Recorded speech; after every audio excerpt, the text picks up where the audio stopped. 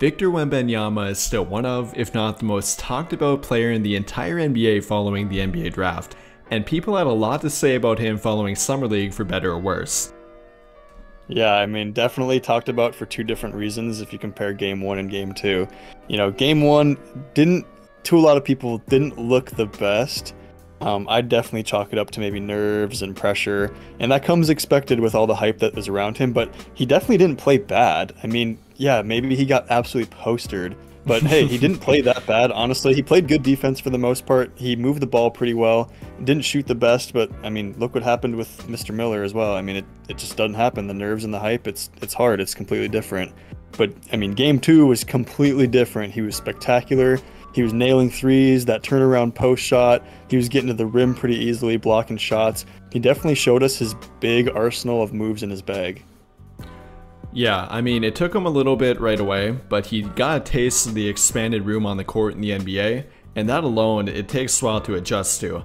I mean, some players it'll help immediately, but for a guy like Wemby coming from the EuroLeague with a, I mean, not really shortened court, but they don't have defensive 3 seconds over there, so they can have a big guy stand in the paint the whole game. He's not used to that anymore, a guy not having to be there all the time.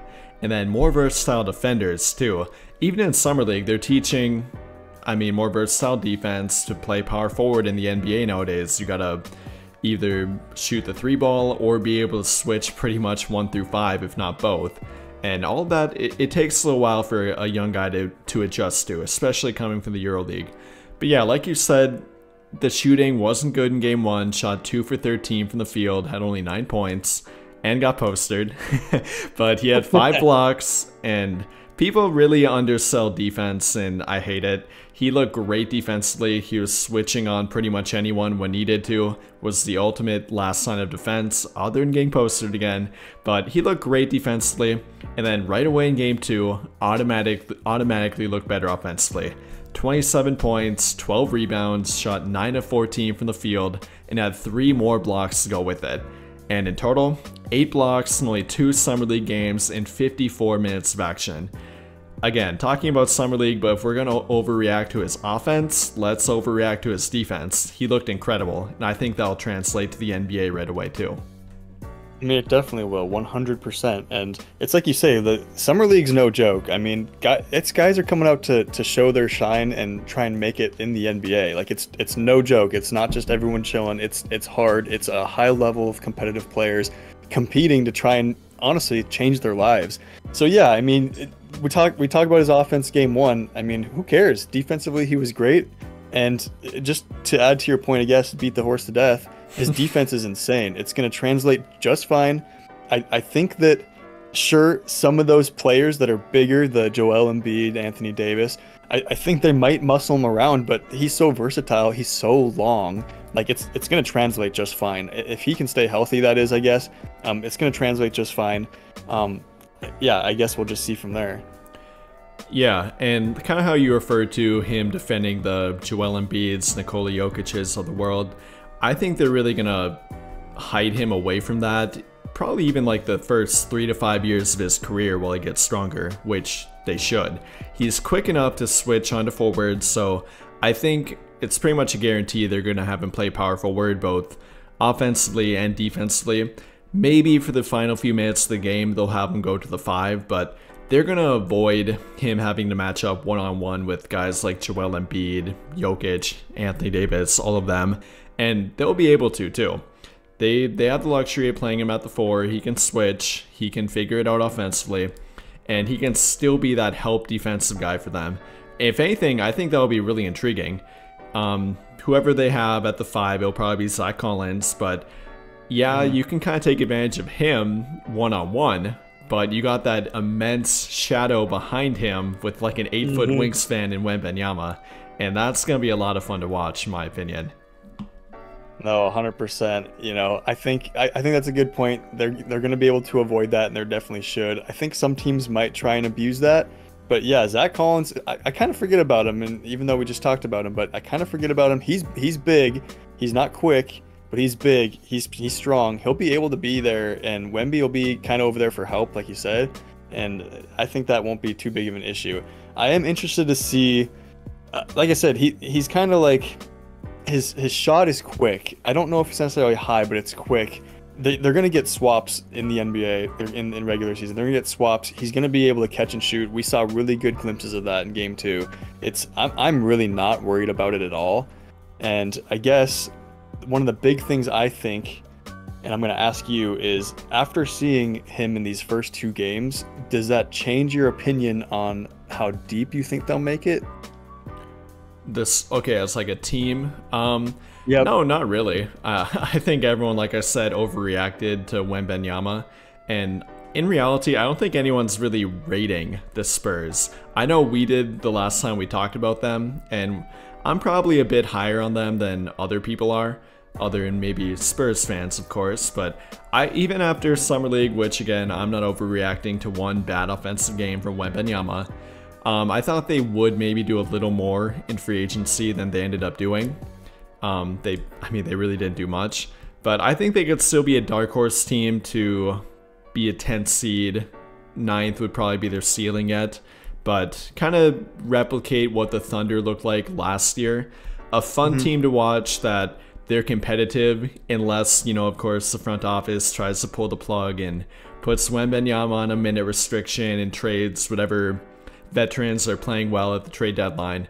But given that they stay competitive all year, Wembanyama stays healthy, which we'll get into a little more here, I think they'll be competitive. I think they could push for a play-in tournament spot. Yeah, I definitely agree with that. And I think that, like you say, their ceiling around there, that's probably pretty accurate.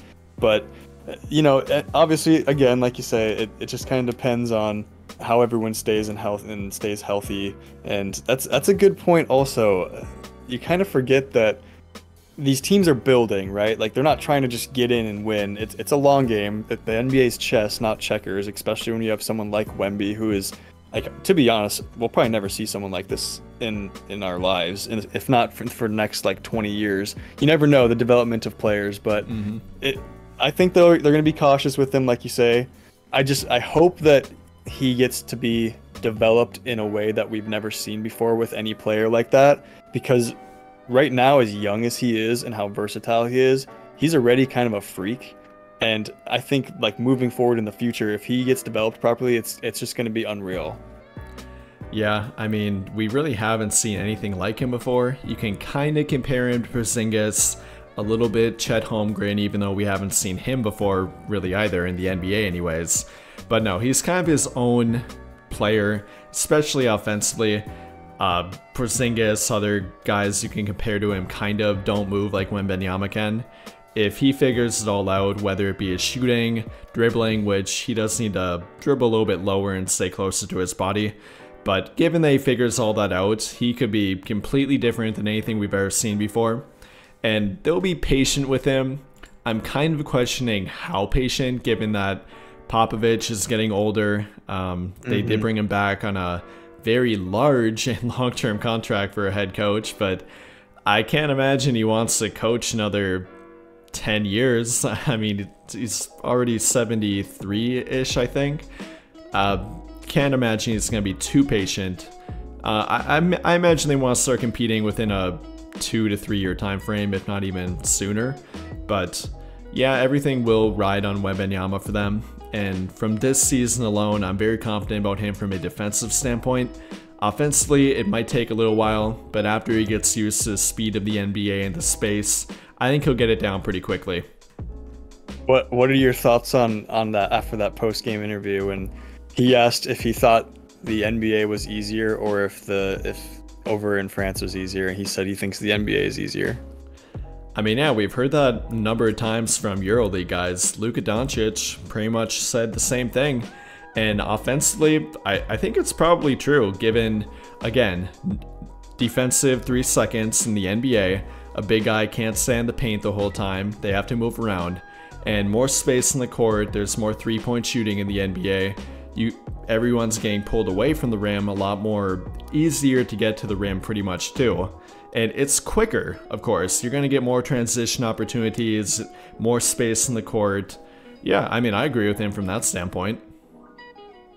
No, I definitely do too. You never know, especially when you heard from Luca if he's trolling or not. But obviously, with Wemby saying it, yeah, I mean, I almost wonder, and it's not, it doesn't seem like that. Basketball is kind of a business; it's competitive, but back in someday that would maybe put a target on somebody's head. And I Yeah. always just wonder if someone's gonna try and like bust him up and try and take it to him and say, I'll show you easier. But I always think about that random stuff. But I think it'll be okay. And like you say, he's shown to me defensively. I mean, I could see easily a couple defensive players of the years, like no problem. And I think that offensively, it'll come quick, I think. But yeah, his development's going to be great. I feel super confident after watching those 2 games, and it'll be a great year to watch the Spurs. Yeah, and going back to the if it's easier or not here, like, no, I don't think the NBA is easier in general than the EuroLeague, but offensively, from the space and speed standpoint, yeah, I would agree with him. And yeah, Luca might have been trolling, but I think he probably agrees with it at this point too, him averaging 30 a game. But yeah, back to Wemby, I'm fairly confident with him too. I don't know how anyone could really overreact and call him a bust, given that they're not trolling after one bad Summer League game of offense and then looking great in game 2. And they didn't even need to play him anymore after that either. They were just like, yeah, we've seen everything we needed to. And all of that put together, I'm confident in the Spurs, even if they don't make that play-in tournament run for their ceiling, like I mentioned before. I think no matter what, they'll show a lot of good signs this year. They're a very young team. No matter what, they're going to grow internally. And all of that will really depend on Wembanyama in terms of how far they go. But they'll get better internally, and growth over time, they'll be fine.